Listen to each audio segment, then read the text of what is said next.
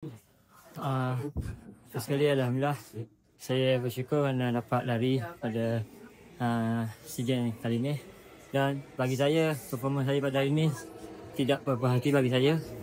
Mungkin saya sendiri pun saya tak tahu apa yang salah, mungkin tadi saya tak salahkan pihak mana-mana. Bagi saya, bila start pagar ke-7 saya dah macam lari saya dah macam lari dan rasa terabur. Dan start saya semakin kurang. Mungkin bagi saya sebelum saya lari, sebab saya target saya adalah talent di lorong 8 saya. Saya berharapkan dia lari. Dan bila lapor diri, bahawa bila dah masuk korang semua, dia tak ada. So saya macam, ini mungkin cabaran bagi saya. Dia berada di depan sekali. Itu adalah satu cabaran bagi saya juga, kerana first sekali saya dah dapat untuk qualify SEA Games dan tiba-tiba saya tak dapat.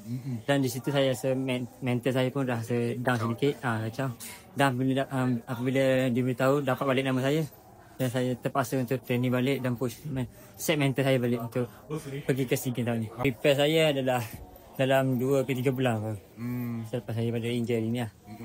Bagi saya, kalau larian tadi adalah tak dapat pace saya. Mungkin insyaAllah untuk next season saya akan try the best. Kalau so far memang ada target saya sendiri lah untuk SEA Games tahun ni.